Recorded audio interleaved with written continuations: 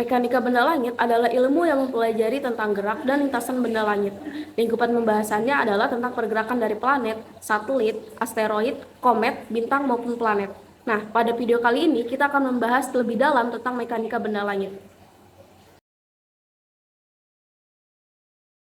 Assalamualaikum warahmatullahi wabarakatuh. Tabik pun. Halo teman-teman semua, perkenalkan nama saya Naila Asifah. Di video kali ini kita akan membahas tentang mekanika benda langit. Sebelum itu, mari kita berdoa bersama-sama.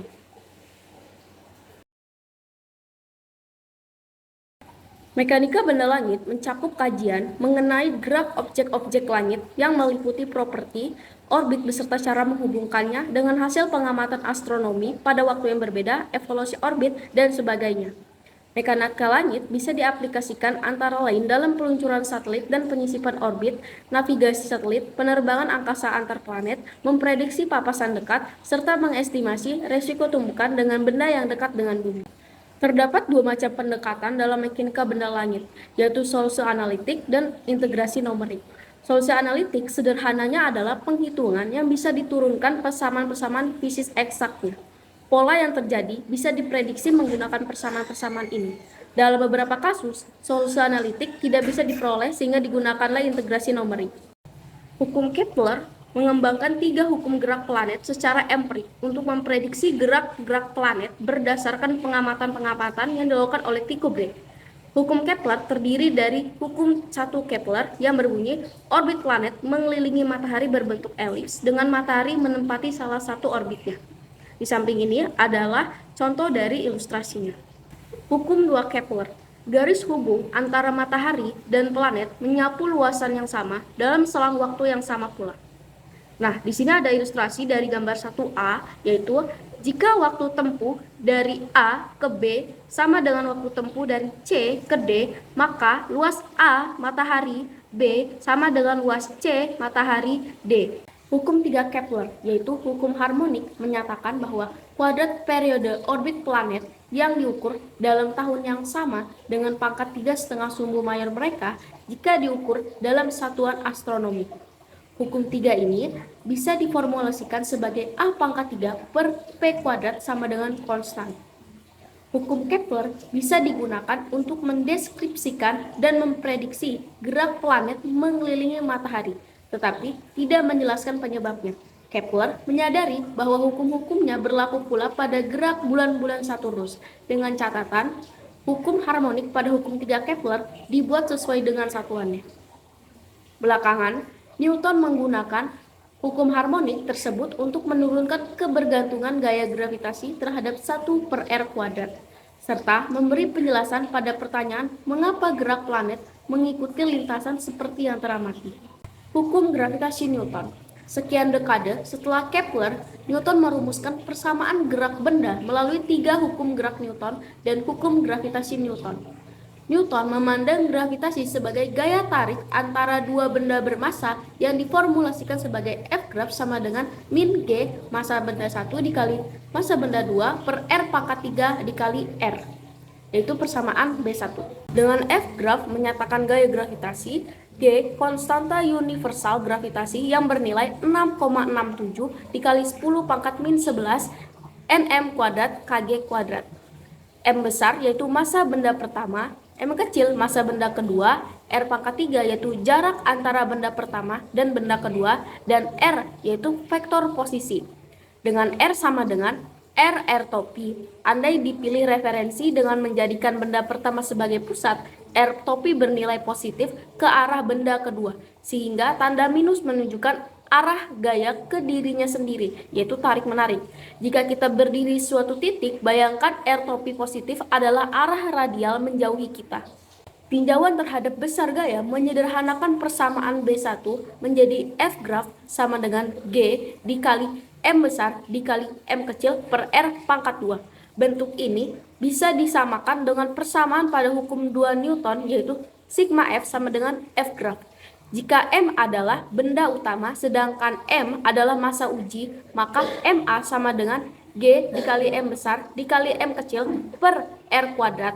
Kemudian disederhanakan lagi, maka akan menjadi A sama dengan G dikali M per R kuadrat. Ini akan menjadi persamaan B2. Bagian akhir persamaan ini menyatakan percepatan yang dialami oleh benda kedua sebagai akibat medan gravitasi benda pertama, dikenal sebagai percepatan gravitasi dengan notasi G.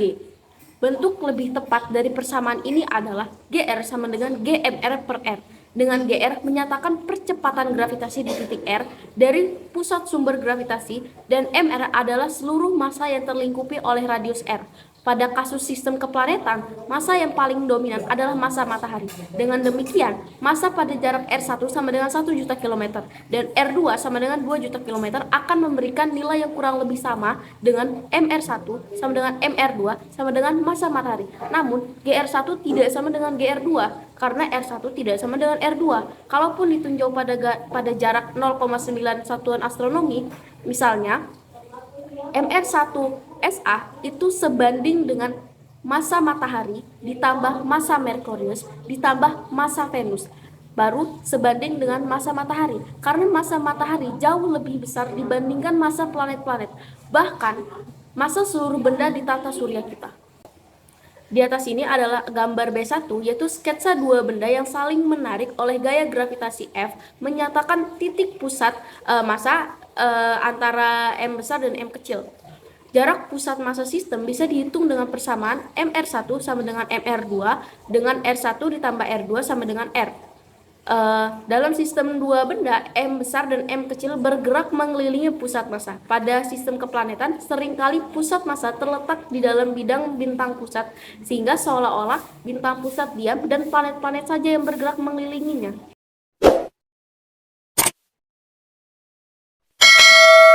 Hukum Newton bisa dibuktikan konsisten terhadap hukum Kepler. Pada gerak melingkar, Newton menyatakan adanya percepatan sentripetal yang besarnya AS sama dengan V kuadrat per R. Samakan ini dengan percepatan gravitasi ASR sama dengan GR. Maka VR kuadrat per R sama dengan GMR per R kuadrat. Maka VR sama dengan akar dari GMR per R. Persamaan B3 menyatakan kecepatan gerak melingkar pada radius R dengan memanfaatkan geometri sederhana. Kita ketahui bahwa kecepatan gerak melingkar sama dengan keliling lingkaran per periode sama dengan 2VR per P. Persamaan B3 dapat dijadikan 2VR per P sama dengan akar dari GMR per R menjadi 4V kuadrat R kuadrat per P kuadrat sama dengan GMR per R. Maka R pangkat 3 per P kuadrat sama dengan GMR per 4V kuadrat. Untuk planet-planet yang mengorbit matahari, nilai massa bisa dianggap sama, yakni massa matahari. Persamaan B4 yang dihitung dengan pendekatan Newton membuktikan kecocokannya dengan hukum 3 Kepler yang menyatakan pangkat 3 jarak planet ke matahari dibagi kuadrat periodenya bernilai konstan. Persamaan B4 merupakan bentuk lebih umum yang bisa diterapkan ke sistem benda yang mirip dengan sistem keplanetan, dengan massa salah satu benda mendominasi. Misalnya, pada gerak satelit-satelit mengelilingi planet induknya. Lantas, bagaimana dengan kesesuaian antara mekanika Newton dengan hukum Kepler 2? Lihat kembali gambar A1. Menurut pandangan Newton, selama tidak ada gaya lain dari luar yang mengganggu sistem, momentum sudut suatu sistem akan tetap. Artinya, momentum sudut di titik A, B, C maupun D akan selalu konstan, yaitu L sama dengan I omega. Untuk sistem keplanetan, I sama dengan MR kuadrat, tinjau besar momentum sudut saja, L sama dengan MR kuadrat omega. Tinjau luasan yang kecil pada bagian elips, misalkan A matahari B, untuk area sangat kecil. Luas tersebut bisa didekati dengan luas segitiga sama kaki dengan sisi A matahari sama dengan R, busur elips sama dengan R delta theta, dan sisi B matahari sama dengan R menyatakan jarak ke matahari. Dan delta theta sudut sapuan A matahari B, luas segitiga tersebut adalah delta A per delta T sama dengan setengah R kuadrat delta theta per delta T sama dengan setengah R kuadrat omega. Bagi luas ini terhadap waktu, maka menjadi setengah R delta theta dikali dengan R sama dengan setengah R kuadrat delta theta.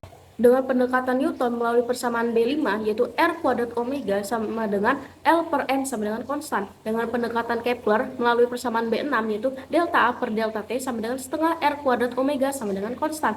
Artinya, 2 delta A per delta T sama dengan R kuadrat omega juga sama dengan konstan. Persamaan B5 dan B6 menunjukkan kekonsistenan pendekatan Newton dan Kepler.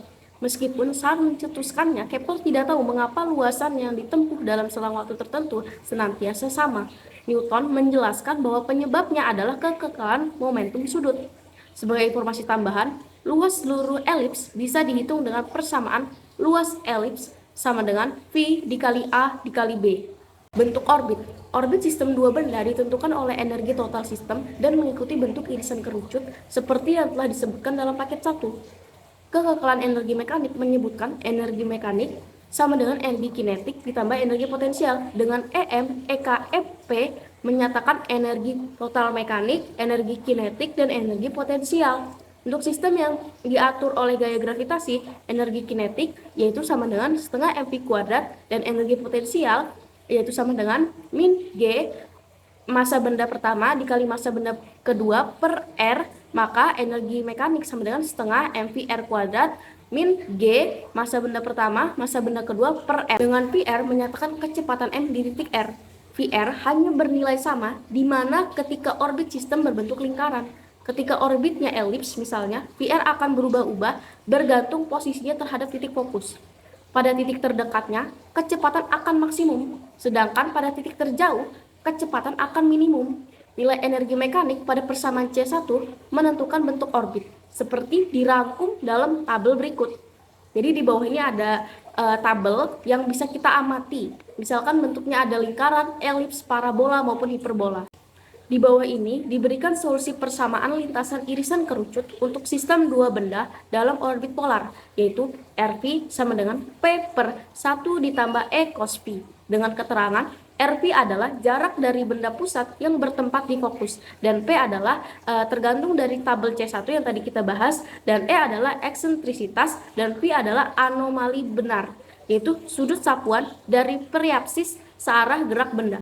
Di sini ada soal yang bisa kita bahas untuk memperdalam pengetahuan kita, yaitu nomor 1, sebuah satelit komunikasi yang mulanya memerlukan waktu 24 jam untuk mengorbit bumi digantikan oleh satelit baru yang masanya 2 kali masa satelit komunikasi semula. Satelit baru tersebut juga menyelesaikan putarannya mengelilingi bumi selama 24 jam. Berapa perbandingan radius orbit satelit baru terhadap radius orbit satelit lama? A 1 per akar 2, B 1 per 2, C 1 per 1, D akar 2 per 1, atau E 2 per 1. Jawabannya adalah massa satelit jauh lebih kecil dibandingkan massa bumi. Meskipun massa satelit menjadi 2 kali lipatnya, massa total yang mempengaruhi gerak satelit bisa dibilang tidak berubah. Menurut hukum 3 Kepler, benda pengorbit yang periodenya sama akan memiliki radius orbit sama. Jadi jawabannya adalah C, yaitu 1 per 1. Soal nomor 2. Rasio massa bumi terhadap Mars sebanding dengan 10 kali dan rasio radius bumi terhadap Mars sebanding 2 kali. Perbandingan medan gravitasi di permukaan bumi terhadap Mars adalah berapa kali? A 0,2, B 0,4, C 0,5, D 2,5, atau E 4. Jawabannya adalah diketahui massa bumi per massa Mars sama dengan 10. R bumi per R Mars sama dengan 2. Ditanya gravitasi bumi per gravitasi Mars. Jawabannya adalah gravitasi bumi per gravitasi Mars sama dengan gravitasi massa bumi per R kuadrat bumi per gravitasi massa Mars per R kuadrat Mars sama dengan massa bumi per massa Mars dikali R Mars per R bumi kuadrat. Jawabannya adalah 10 per 4. Jawabannya adalah yang D.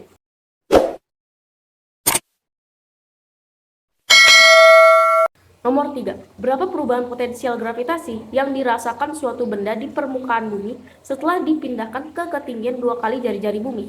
Ada A, 2 gm per 2R, B, gm per R, C, 2 gm per 3R, D, gm per 2R, atau E, gm per 3R. Jawabannya adalah selisih potensial sama dengan delta V sama dengan V permukaan min VH. Delta V sama dengan min Gm per R ditambah H. Min, buka kurung, min Gm per R tutup kurung sama dengan min Gm per 3R ditambah Gm per R sama dengan 2 Gm per 3R. Jawabannya adalah C. Titik netral antara bumi dan bulan adalah suatu posisi yang memiliki resultan percepatan gravitasi dari kedua benda bernilai 0. Pilih pernyataan yang benar. 1. Rasio antara jarak titik netral ke bumi terhadap jarak titik netral ke bulan sama dengan akar dari massa bumi per massa dari bulan. 2. Di titik netral, gaya tarik gravitasi yang bekerja pada suatu massa uji sama besarnya tetapi berlawanan arah. 3. Titik netral terletak lebih dekat ke bumi daripada ke bulan. Dari pernyataan tersebut, mana pernyataan yang benar? A. Pernyataan 1, 2, dan 3 benar. B. Pernyataan 1 dan 2 benar. C. Pernyataan 2 dan 3 benar. D. Hanya pernyataan 1 yang benar. Atau E. Pernyataan 1, 2, dan 3 salah. Jawabannya adalah, kita periksa pernyataan 1 terlebih dahulu. GN bumi sama dengan GN bulan. Maka GM bumi per R kuadrat N bumi sama dengan GM bulan per R kuadrat N bulan. Maka Rn bumi per Rn bulan sama dengan akar dari M bumi per M bulan. Maka pernyataan 1 benar. Kita periksa pernyataan 2. Karena percepatan gravitasi sama, maka gaya gravitasi pun sama. Pernyataan 2 juga benar. Kita periksa pernyataan 3. Berdasarkan hasil penghitungan ketika memeriksa pernyataan 1, jarak titik netral lebih dekat ke bulan daripada ke bumi. Maka pernyataannya adalah salah. Jawabannya adalah yang B, yaitu pernyataan 1 dan 2 yang benar. Nomor 5. Jika matahari perlu waktu 250 juta tahun untuk melengkapi orbitnya mengelilingi pusat galaksi, berapa kecepatan sudut rata-rata dari matahari? A. 8 kali 10 pangkat min 16 radian per second. B. 5 kali 10 pangkat min 14 radian per second. C. 3 kali 10 pangkat min 13 radian per second. D. 3 kali 10 pangkat min 12 radian per second. Atau E. 5 kali 10 pangkat min 11 radian per second. Jawabannya adalah kecepatan sudut rata-rata matahari sama dengan 2V per P sama dengan 2V per 250 dikali 10 pangkat 6 dikali 365,25 kali 24 kali 3600 sama dengan 8 kali 10 pangkat min 16. Jawabannya adalah A. Nomor 6. Sebuah benda asing tak bernama sedang teramati berjarak 2 satuan astronomi dari matahari saat ia melaju dengan kecepatan 65 km per detik. Benda tersebut diestimasi memiliki massa seperjuta massa bumi. Tebakan bentuk lintasan benda asing tersebut adalah A. Lingkaran, B. Elips, C. Parabola, D. Hiperbola, atau D. Benda asing tersebut sedang lurus melintas tidak terpengaruh oleh gaya gravitasi matahari. Jawabannya adalah energi total mekanik benda tersebut adalah setengah mv kuadrat min G massa benda pertama dikali massa benda kedua per F sama dengan 10 pangkat 28 joule. Karena energi mekanik lebih besar dari 0, maka bentuk orbitnya adalah hiperbola. Jawabannya adalah D. Mana di antara pernyataan berikut yang tidak menggambarkan kekekalan momentum sudut? A. Hukum 2 Kepler. B. Sepeda yang tidak jatuh saat ia bergerak. C. Siswa tari balet yang berputar dengan tangan terlentang kemudian melipat tangannya sehingga laju putarannya kian cepat. D. Laju bumi mengelilingi matahari di perihelion lebih cepat daripada saat dia di aphelion. E. Roket yang meluncur maju ketika gas bahan bakar ditembakkan ke arah belakang roket. Di antara pilihan yang ada, kerja roket yang bergerak lurus maju bukan diatur oleh kekekalan momentum sudut, melainkan momentum linier. Maka jawabannya adalah yang E. Berapa tahun waktu yang diperlukan untuk bergerak dari aphelion ke perihelion bagi asteroid Ceres yang mengorbit matahari pada jarak terdekat 2,6 SA dan jarak terjauh 2,8 SA? A. 0,9, B. 1,9, C. 2,2, D. 3,8, atau E. 4,4. Jawabannya adalah semi-major series, yaitu A sama dengan jari-jari dari perihelion ditambah jari-jari dari aphelion dibagi dengan 2, maka 2,6 ditambah 2,8 dibagi 2, maka jawabannya adalah 2,7 SA periode. Jadi orbit series yaitu P kuadrat per A pangkat 3 sama dengan 1 dengan P sama dengan 4,4 tahun, maka jawabannya adalah C. Andai memungkinkan wahana antariksa yang mengorbit bumi pada ketinggian 0 dari permukaan bumi akan melengkapi putarannya mengelilingi bumi dengan memanfaatkan gravitasi saja selama titik-titik radius bumi sama dengan 6.400 km. Jawabannya ada A. 24 jam, B. 23 jam 56 menit, C. 12 jam, D. 1 jam 24 menit 45 detik, atau E. 1 menit 25 detik. Jawabannya adalah menggunakan pendekatan Newton, yaitu R pangkat 3 per P kuadrat sama dengan GM per 4 Pi kuadrat, dengan Pi sama dengan 1 jam 24 menit 45 detik, maka jawabannya adalah D. Berapa kecepatan awal di permukaan bulan yang diperlukan untuk melompat lepas dari pengaruh gravitasi bulan? Diketahui massa bulan 7,35 dikali 10 pangkat 22 kg dan radius bulan adalah 1700 km. A. 2,4 km per second, B. 5,2 km per second, C. 7,3 km per second, D. 11,2 km per second, atau E. 30 km per second. Untuk bisa lepas dari gravitasi bulan, kecepatan yang diberikan harus bisa setidaknya mengimbangi energi potensial gravitasi, sehingga energi mekanik total sama dengan 0. Maka 0 sama dengan 1/2 mv kuadrat min G massa benda 1 dikali massa benda 2 per R, dengan V sama dengan 2,4 km per second. Maka jawabannya adalah A.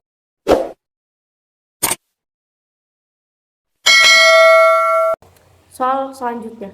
Hukum gerak Kepler mengimplikasikan bahwa komet yang memiliki eksentrisitas sangat tinggi akan A. menghabiskan sebagian besar waktunya pada jarak jauh dari matahari, B. melaju dengan kecepatan seragam, C. terjebak di bidang ekliptika, D. banyak kehilangan gas akibat lama terpapar sinar matahari, E. semua jawaban benar. Menurut hukum 2 Kepler, benda dengan lintasan dengan eksentrisitas tinggi akan menghabiskan waktu yang lama di daerah yang jauh dari titik fokus yang ditempati oleh massa utama. Maka jawabannya adalah A. Perbandingan kecepatan orbit komet di perihelion dan aphelion jika eksentrisitasnya 0,8 adalah A. 3:1, B. 9:1, C. 27:1, D. 81:1, atau E. 243:1.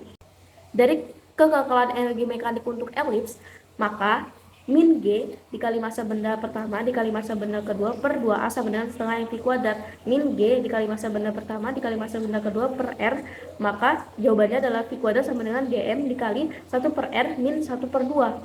Maka kecepatan P per kecepatan A kuadrat sama dengan dm dikali 1 per A dikali 1 min E min 1/2A per gm dikali 1 per A dikali 1 min E min 1/2A. Maka kecepatan P per kecepatan A kuadrat sama dengan 1 per 1 min E min 1/2 per 1 per 1 plus E min 1/2. Jawabannya adalah 81. Maka kecepatan P per kecepatan A sama dengan 9.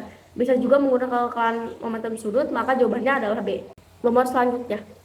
Saat sebuah satelit mengorbit bumi, berangsur-angsur kehilangan momentum sudut, yang akan terjadi adalah A. Satelit akan lepas dari gravitasi bumi, bergerak lurus di angkasa. B. Satelit akan bergerak spiral menjauhi bumi. C. Satelit akan bergerak spiral jauh mendekati bumi. D. Satelit akan kehilangan massanya. E. Satelit akan diam di tempat tidak bergerak. Jawabannya adalah kehilangan momentum sudut, artinya mengurangi kecepatan putaran. Ketika kecepatan putaran berkurang, gaya sentrifugasi berkurang, sehingga gaya tarik gravitasi yang dirasakan semakin kuat. Maka benda akan cenderung bergetar spiral jatuh menuju benda pusat. Jawabannya adalah C. Nomor 14. Andrian adalah seorang astronot yang bertugas di stasiun ruang angkasa pada ketinggian R bumi.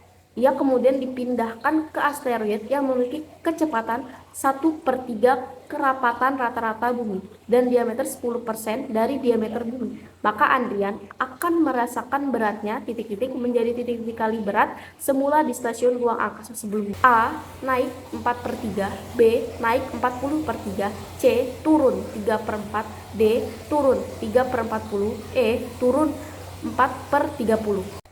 Perbandingan berat Andrian sebanding dengan perbandingan percepatan gravitasi yang ia rasakan, maka G asteroid per G stasiun sama dengan G massa asteroid per R kuadrat asteroid per G massa bumi per 2R kuadrat. Maka G asteroid per G stasiun sama dengan M asteroid per M bumi dikali 4R kuadrat per R kuadrat asteroid. Maka G asteroid per G stasiun sama dengan P asteroid 4/3 V pangkat 3 asteroid per P bumi 4/3 V R pangkat 3 dikali 4 R kuadrat per R kuadrat asteroid. Maka 4 dikali P asteroid per P bumi dikali R asteroid per R, jawabannya adalah 4/30, jawabannya adalah E. Nomor 15, andai radius matahari membesar 10 kali dan bumi didekatkan ke 1/4 kali dari posisinya sekarang, maka periode bumi mengelilingi matahari menjadi berapa hari? A. 1/8, B. 8, C. 16, D. 4, 6, E. 64. Perubahan radius matahari tidak mempengaruhi dinamika bumi mengelilingi matahari selama masanya tetap, maka berlaku P aksen pangkat 2 per R aksen pangkat 3 sama dengan P kuadrat per R pangkat 3, maka P aksen jawabannya adalah 1/8 tahun atau 45,65 hari. Jawabannya adalah D. An important cause of the slowing down of the Earth's rotation is the A. Pull of the moon on the Earth equatorial bulge, B. Pull of the Earth equatorial bulge on the moon, C. Pull of the moon of the Earth magnetic field, D. Gravitational increase in the size of the Earth's orbit, A. Tides cause of the gravity of the moon. The answer is moon's tidal force can act as a brake on the Earth rotation. So the answer is E.